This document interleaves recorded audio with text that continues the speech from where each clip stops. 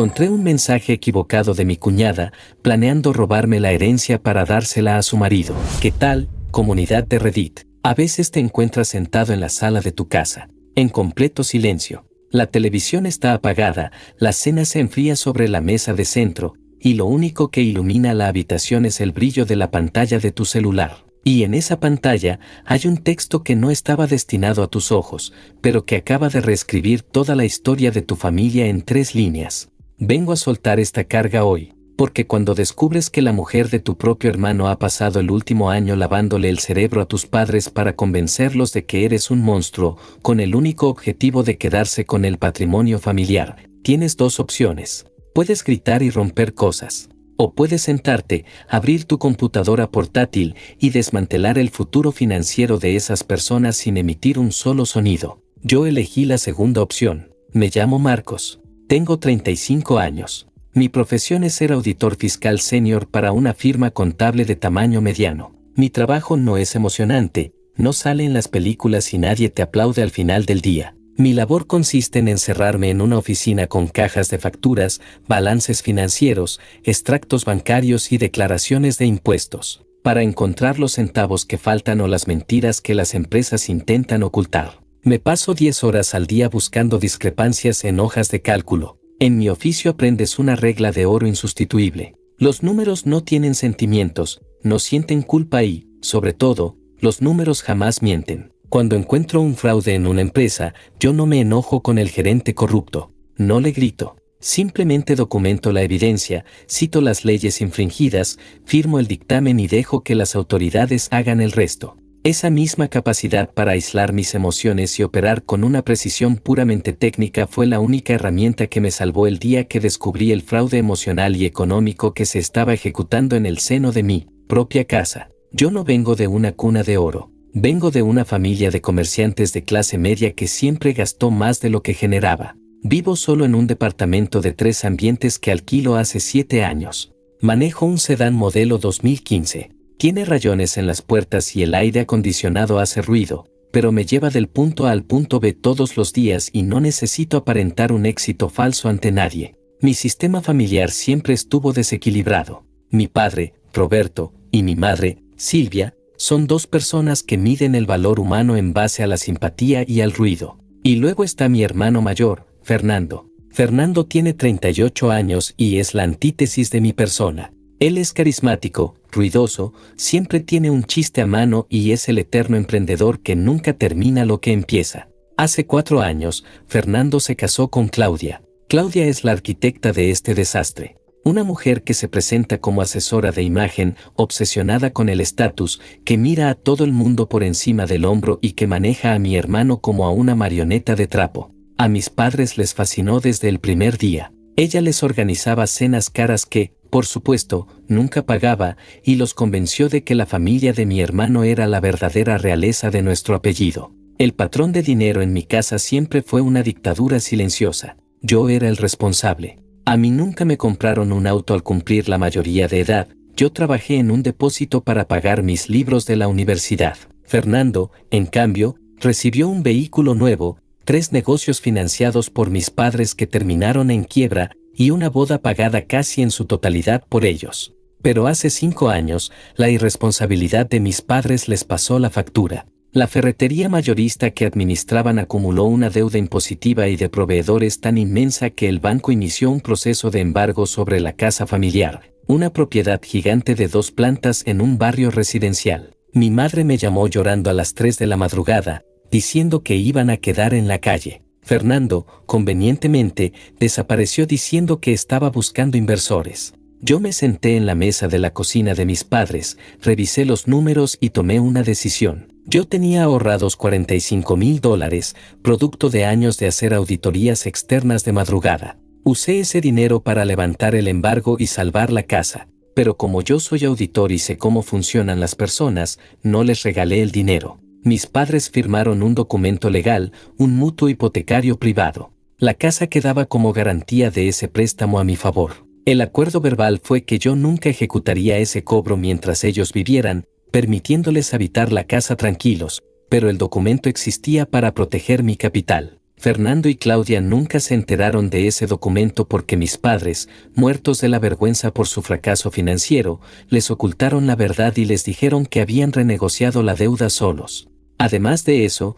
durante los últimos 5 años, yo me hice cargo de pagar la póliza de seguro médico de máxima cobertura de mis padres. Eran $700 todos los meses, deducidos de mi cuenta sueldo. Mi esfuerzo los mantenía vivos y con techo. Mi única aliada real era mi tía Elena, la hermana menor de mi padre. Una mujer que trabajaba como enfermera, de carácter duro y sin filtros. Ella solía decirme: Diego, los estás malcriando. Te ven como a la billetera de emergencia. El día que no les des plata, te van a tratar como a un extraño. Yo le daba la razón a medias, porque la culpa filial siempre te hace buscar excusas. Pero las señales del desprecio empezaron a multiplicarse gracias a la influencia de Claudia. La primera señal fue en el aniversario de bodas de mis padres.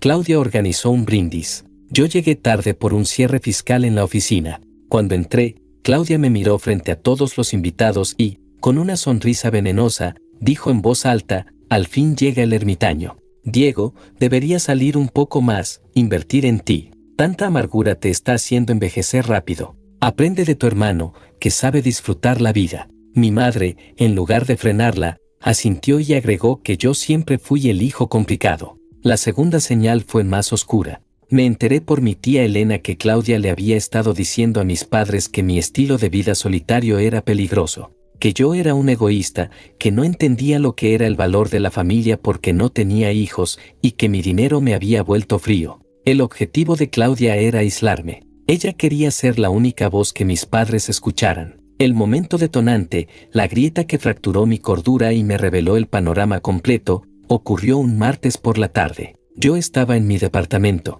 Había terminado mi jornada de auditoría. Mi teléfono vibró sobre el escritorio. Era una notificación de WhatsApp. El remitente era Claudia, mi cuñada. Me extrañó muchísimo, porque ella jamás me escribía directamente a menos que fuera para pedirme que le prestara mi cuenta de una plataforma de streaming. Desbloqueé la pantalla. El mensaje era un bloque de texto largo. Empecé a leer. A la segunda línea, mis manos se quedaron completamente quietas. Mi respiración se detuvo. El texto decía exactamente esto: amor, ya está todo cerrado. Recién salgo de tomar el té con tus papás. Los convencí por completo de que Diego es una mala influencia y un resentido que nos odia porque somos felices. Tu papá me dio la razón. Este jueves a las 10 de la mañana tenemos la cita con el notario. Van a firmar la donación en vida de la casa a tu nombre exclusivo y lo van a sacar del testamento oficial. Por fin nos libramos de ese amargado y aseguramos el futuro de los nenes.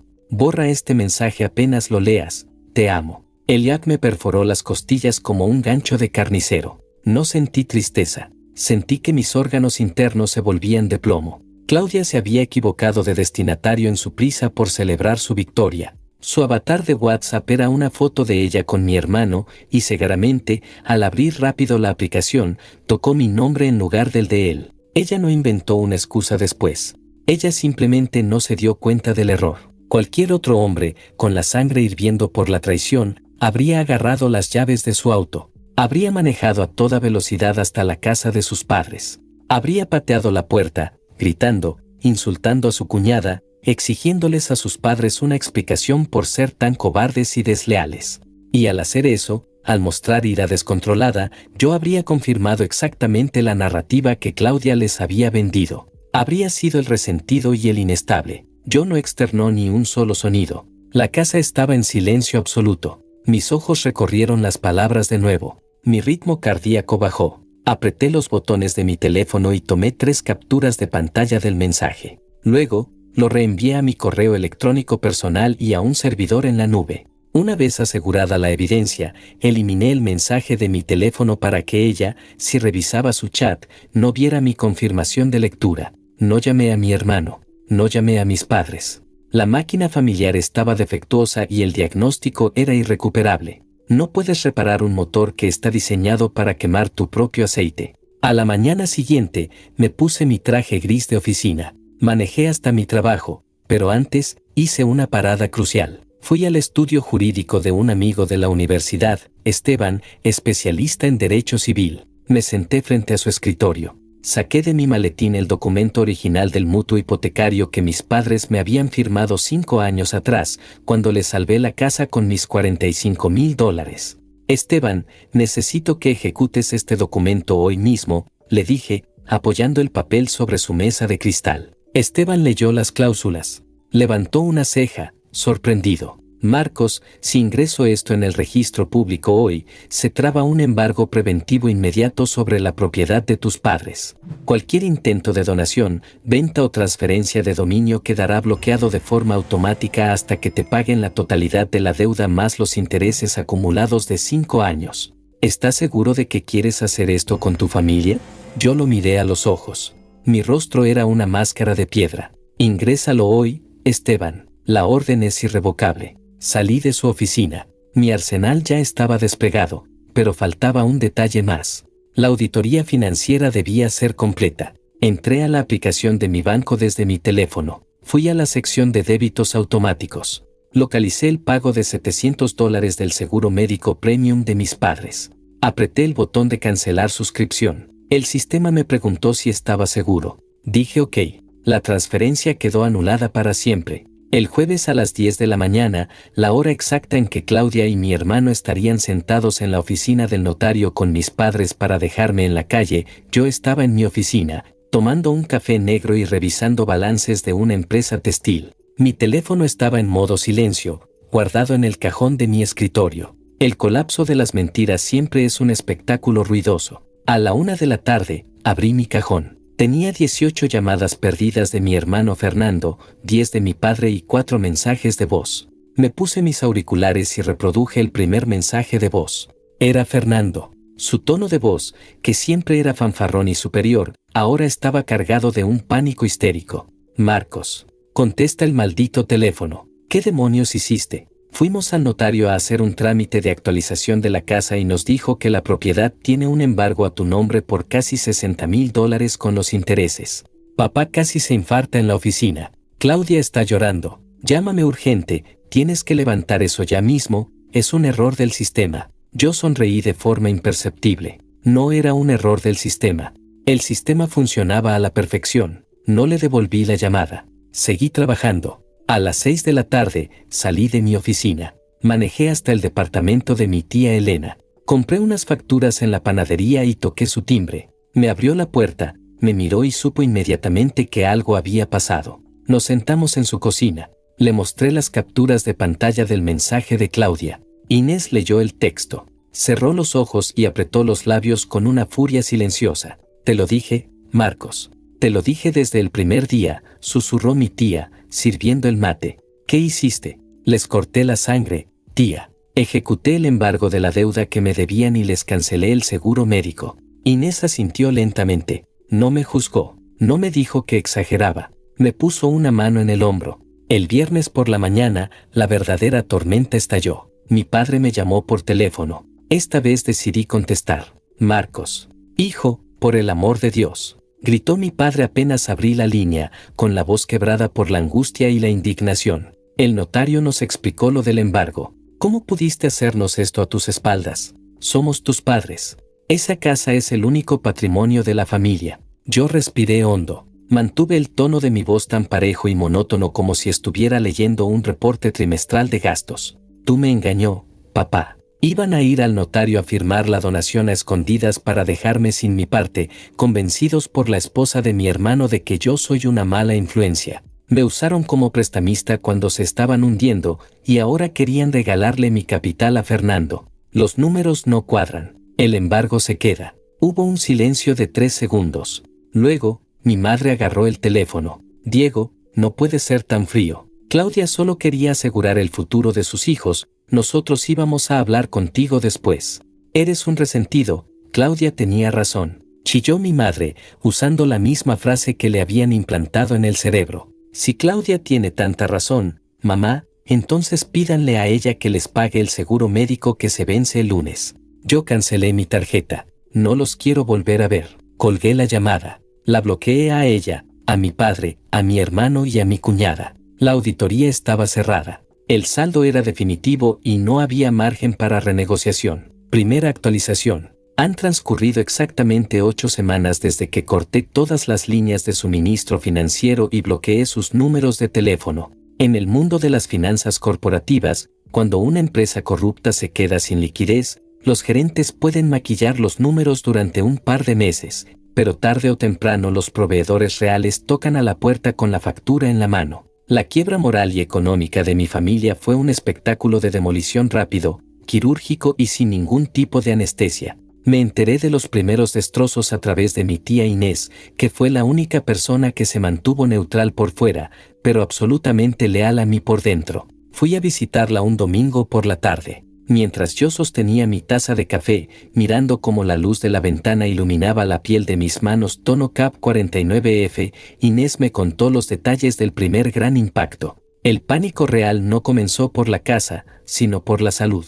Mi padre, acostumbrado a su estatus intocable, fue a la farmacia de su barrio acomodado a retirar sus medicamentos crónicos para la hipertensión y el colesterol, remedios que cuestan cientos de dólares. Cuando entregó su credencial en el mostrador, el farmacéutico le informó, frente a otros clientes que hacían fila, que el plan médico premium estaba dado de baja por falta de pago. La deuda ya superaba los $1,400 por los 2 meses vencidos, más los intereses de mora. Mis padres, que no tenían un solo centavo ahorrado porque vivían gastando su jubilación en salidas a cenar para aparentar, acudieron desesperados a la casa de Fernando y Claudia. Les exigieron, a los gritos en medio de la sala, que pagaran el seguro de inmediato, argumentando que ellos les iban a regalar la casa de $300,000 y que era lo mínimo que podían hacer. Fernando, siendo el eterno emprendedor fracasado y cobarde, se quedó mudo. Tuvo que admitir frente a sus padres que su último gran negocio de importaciones no generaba ni un solo dólar de ganancia y que sus tarjetas de crédito estaban al límite.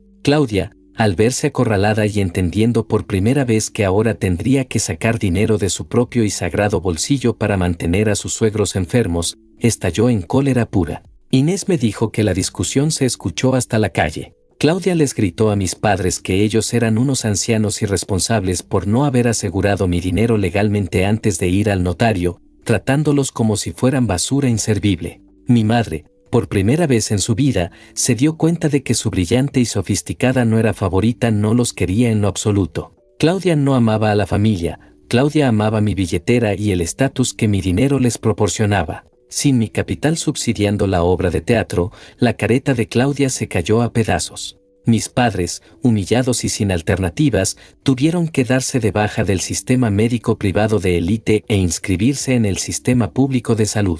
Mi padre, el hombre orgulloso que me miraba por encima del hombro, ahora tiene que levantarse a las 4 de la madrugada para hacer fila a la intemperie en el hospital municipal solo para rogar que le den sus pastillas. Claudia, rabiosa por haber perdido el control de la narrativa, intentó difamarme en sus redes sociales. Publicó un texto enorme, lleno de indirectas pasivo-agresivas sobre personas tóxicas y resentidas que abandonan a sus padres ancianos por egoísmo. Pero como ella vive de las apariencias y absolutamente todos nuestros conocidos de la ciudad sabían que yo era el único hijo que trabajaba y pagaba las cuentas de esa casa, nadie le dio un solo me gusta. La ignoraron por completo. El silencio social la está carcomiendo viva. Segunda actualización. 9 meses han marcado el calendario desde la detonación del embargo preventivo en el registro público. Cuando el agua fría te llega al cuello, las ratas siempre son las primeras en abandonar el barco que ellas mismas agujerearon con sus mentiras.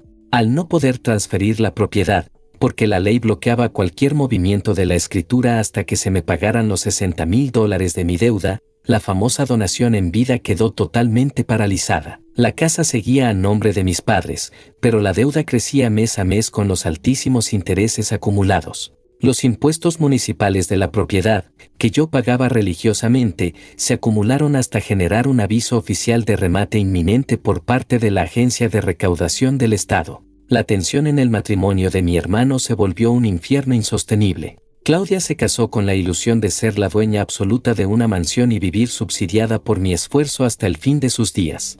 Al ver que no había casa a su nombre, que no había liquidez, que el banco los acosaba a llamadas y que ahora sus suegros la llamaban llorando para pedirle plata prestada para poder comer carne el fin de semana, Claudia mostró su verdadera y asquerosa naturaleza. Un miércoles por la noche, yo estaba en mi departamento ordenando unas planillas de auditoría. Mi teléfono celular vibró sobre el escritorio. Era un número desconocido. Contesté y me llevé el aparato a la oreja en silencio. Marcos, por favor, no cortes. Soy Claudia, me dijo. Su voz, que siempre era nasal, dictatorial y altanera, ahora sonaba melosa, patética y arrastrada, buscando dar lástima. Yo no le respondí el saludo. Dejé que el silencio denso de mi sala fluyera por el micrófono, obligándola a escuchar su propia humillación. Marcos, tienes que escucharme. Las cosas se salieron de control aquí. Fernando me engañó por completo. Él me mintió durante años sobre la situación económica de tus padres y sobre el dinero que tú ponías.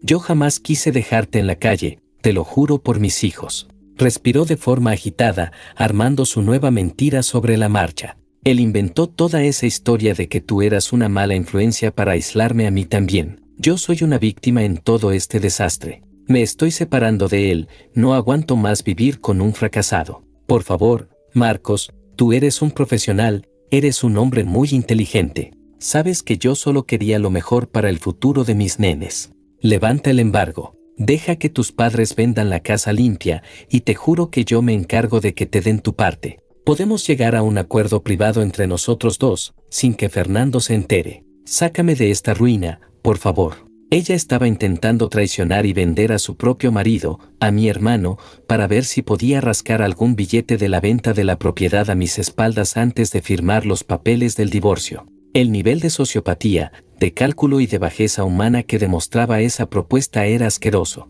Ella no tenía moral, solo tenía intereses. Los números no negocian con traidores, Claudia, le respondí, con la voz tan monótona, analítica y fría como un bloque de hielo seco. El mutuo hipotecario es legal. El embargo lo cobra mi abogado en el momento exacto en que la casa se venda. No hay acuerdos privados. No me vuelvas a llamar en tu miserable vida. Le corté la llamada antes de que pudiera balbucear otra mentira. Al mes siguiente, mi tía me confirmó que el colapso final había ocurrido. Claudia abandonó a Fernando, agarró a los dos niños, llenó 4 maletas con su ropa de diseñador y se mudó de regreso a la pequeña casa de su madre en los suburbios. Al día siguiente, le clavó a mi hermano una demanda por pensión alimenticia y divorcio contencioso. Mi hermano se quedó completamente solo. Tuvo que abandonar el departamento que alquilaba con ella porque no podía pagarlo, y regresó a vivir a la inmensa y helada casa familiar con mis padres. Los 3 adultos, hundidos en deudas hasta el cuello, sin calefacción porque les cortaron el gas por falta de pago, conviviendo bajo el mismo techo y culpándose mutuamente a los gritos todos los días por no saber cómo generar un solo dólar legítimo. Tercera actualización. Casi 1 año y medio ha transcurrido desde que la pantalla de mi celular se iluminó con ese mensaje equivocado. 800 semanas de silencio administrativo, de cuentas claras y de una paz mental que no tiene precio. Hoy se ejecutó el movimiento final en el tablero de ajedrez. Mis padres, al verse acorralados por el municipio y al no poder sostener ni un mes más los gastos básicos de la propiedad para que no se la remataran, no tuvieron otra opción que vender la inmensa casa familiar a un consorcio de arquitectos a un precio muy por debajo del valor real del mercado. La desesperación siempre te hace vender barato. Como yo tenía el embargo preventivo en primera línea de prioridad legal, no tuve ni siquiera que cruzarme con ellos. Envié a Esteban, mi abogado. En el mismo instante en que mis padres firmaron la escritura de venta en la notaría, el escribano público retuvo automáticamente de los fondos del comprador la suma exacta de $60,000 de mi capital original, más los honorarios legales y los intereses acumulados a mi favor. El cheque fue depositado electrónicamente de forma directa y limpia en mi cuenta bancaria esa misma tarde. Con la miseria de dinero que les quedó después de pagar los impuestos atrasados y mi embargo, mis padres y mi hermano tuvieron que irse a la periferia extrema de la ciudad. Alquilaron un departamento oscuro, viejo y sin ascensor de apenas 3 ambientes pequeños. Pasaron de vivir en una mansión con jardín en un barrio residencial, financiados en secreto por mi sudor, a vivir amontonados en cajas de cemento. Fernando, el carismático niño de cristal, tuvo que abandonar sus sueños de grandeza empresarial. Hoy trabaja en un centro de llamadas de atención al cliente cobrando el salario mínimo de la ley, usando auriculares 8 horas al día y gastando casi todo su sueldo en pagarle la cuota alimenticia a Claudia para que no lo metan preso. Mis padres apenas sobreviven contando las monedas de la jubilación en el supermercado, atrapados en la miseria que ellos mismos orquestaron al subestimar a su hijo silencioso. Yo no brindé con champán, no celebré su desgracia ni hice una fiesta. Simplemente abrí mi computadora, verifiqué que el saldo del cheque se hubiera acreditado correctamente, cerré la carpeta del caso y seguí con mi vida. Con el dinero que recuperé, compré un local comercial pequeño en una zona de alto tránsito y lo puse en alquiler, generando un ingreso pasivo constante que blinda mi propio futuro a prueba de balas. Sigo viviendo en mi departamento tranquilo, sigo trabajando como auditor externo y me acaban de ascender a gerente del área fiscal. Todos los domingos sin falta voy a tomar mate a la casa de mi tía Inés, la única persona que tiene mi respeto y mi lealtad absoluta. A todos los hombres que hoy me están escuchando, a los que se levantan de madrugada para ir a la fábrica, a la oficina o al taller, a los que pagan las facturas de la casa familiar en absoluto silencio, a los que son llamados egoístas o fríos simplemente porque se niegan a dejarse pisotear por hermanos vagos o cuñadas manipuladoras, no bajen la cabeza nunca más. El amor familiar no es un fideicomiso ciego donde ustedes ponen el capital y ellos se llevan los dividendos. Si ustedes descubren que su esfuerzo de años es redirigido a las manos del favorito, si leen un mensaje o escuchan tras una puerta que esa misma familia que ustedes mantienen los desprecia y planea arruinarlos a sus espaldas, no exploten. El enojo, los gritos y los golpes en la mesa son para las personas débiles que no tienen argumentos ni opciones. Sean de acero. Aseguren sus activos. Guarden los recibos, las capturas de pantalla y los contratos. Blinden sus cuentas bancarias, hablen con un profesional y ejecuten su retirada en el más sepulcral, helado y asfixiante de los silencios. Ellos confían plenamente en que el peso de la obligación moral y de la culpa los va a mantener atados como perros a su servicio. Pero el día que cortan los suministros de golpe y dejan que el mercado brutal de la realidad les cobre el precio de su propia hipocresía, esos manipuladores descubren el terror absoluto que es vivir de sus propios e inútiles méritos. Yo salvé mi futuro y mi dignidad el día que dejé de financiar a los que planeaban mi ruina en la mesa de al lado.